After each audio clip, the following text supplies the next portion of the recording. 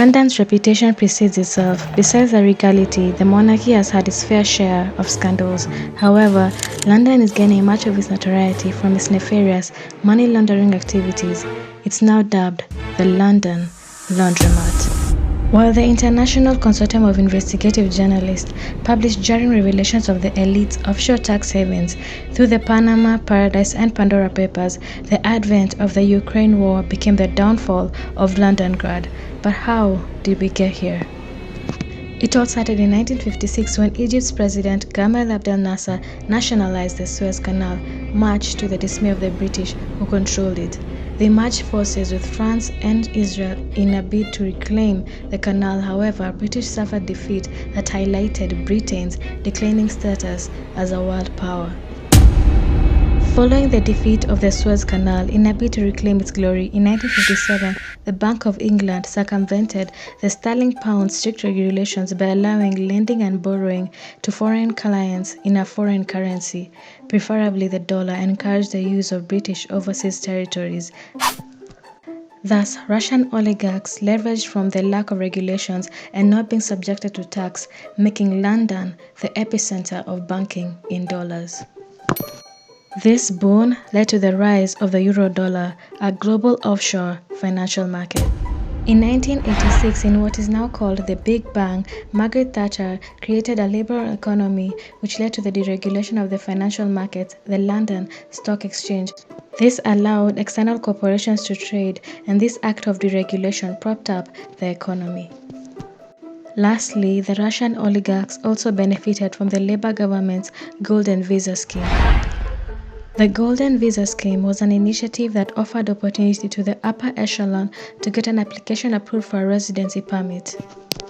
What could go wrong? Data shows that between 2008 and 2015, 705 Russians were granted the Golden Visas in the UK. The Golden Visa scheme had a caveat. The oligarchs had to make an investment.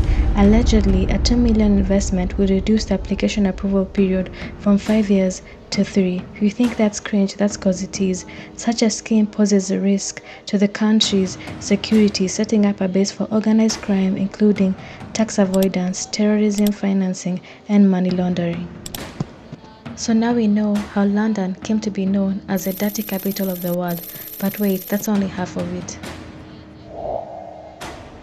Organized crime isn't the only plague, as the oligarchs spend their money on real estate properties, which have a direct correlation to the housing market inflation, which has affected the working class ability to purchase property. According to Transparency International UK, Russian oligarchs with ties to the Kremlin have purchased property homes in UK for £6.7 billion, with 84,000 homes owned anonymously through shell corporations and, more specifically, in Eaton Square, dubbed Red Square due to the proliferation of Russian residents who have integrated into the ecosystem in what is now called Londongrad. The FinCEN files, the Organized Crime Corruption Reporting Project, have listed politically exposed persons such as Roman Abramovich, Andrei Goncharenko, and Oleg Derespaka for contributing to the London Laundromat. Former Chelsea FC owner Roman Abramovich's most notable real estate property is his Kensington Palace. However, he purchased a £28 million real estate property in Eaton Square.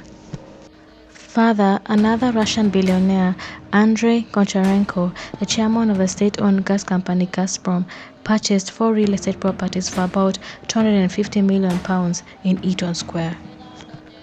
With the unabated Ukraine war, the UK has cracked down on the oligarchs. On March 10th, the UK government slapped sanctions on several billionaires, including Roman Abramovich, for an estimated £10 billion. While some Russian billionaires face sanctions, most of them learned the hard way that they couldn't evade the Kremlin. This is due to the slew of mysterious deaths of Russian billionaires. This list includes Russian tycoon Boris Berezovsky, who was found dead at his UK home, and the Salisbury's poisonings.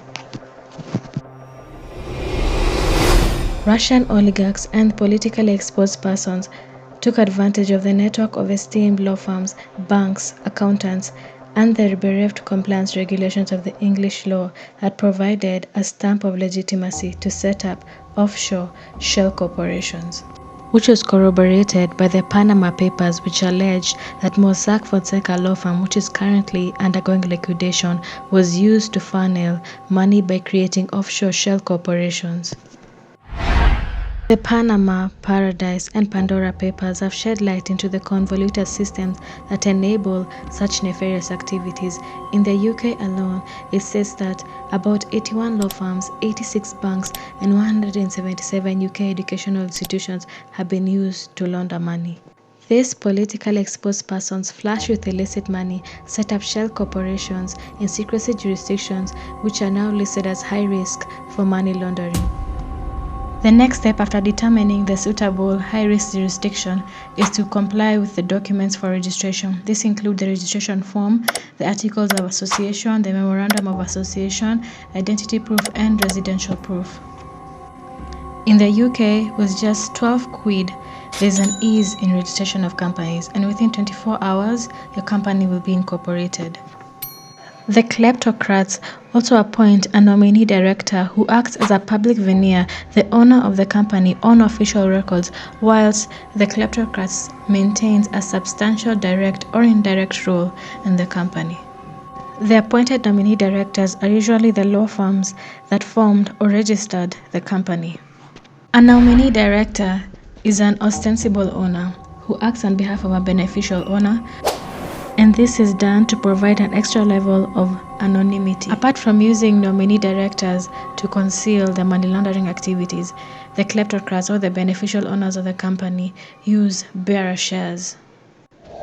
Bearer shares provide a high degree of anonymity. The bearer shares have no name on them. They are unregistered securities and owned by the person who holds the physical stock certificate. In a bid to add a layer to asset protection and anonymity, the kleptocrats set up trusts in which the trustee administers the assets on behalf of the beneficiary.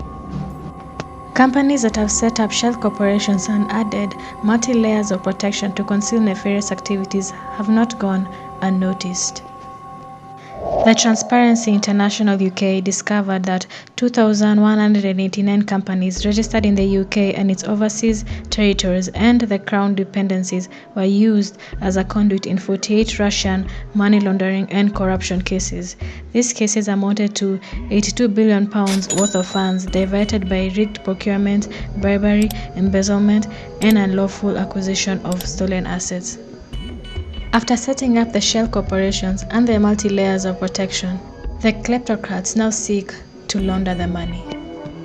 The United Nations Office on Drugs and Crime has estimated money laundering schemes cost 2.5% of the world's total GDP, that is $2 trillion. These PEPs exploit these three stages of money laundering. Placement. This is the earliest stage. This is where illicit funds are introduced into the financial system. This can be done through smurfing. This is whereby the PEP will make structured small deposits that are below the AML, that is the anti-money laundering threshold, to avoid tipping off. As previously discussed, the PEPs also during the placement stage utilize offshore shell corporations and trusts to leverage asset protection and anonymity. The second stage is layering. This is the second stage and the most complex as it entails channeling or moving of the money through a series of financial transactions. The essence of layering is to obscure the audit trail and sever the link, making it difficult to trace the original source of the illegal funds. These illicit funds can be channeled through purchase and sale of investments through a holding company, mostly in a high-risk jurisdiction. The layering stage is also prone to the use of crypto platforms with a goal to disguise the origin of the funds. The third stage is integration. This is technically the final stage.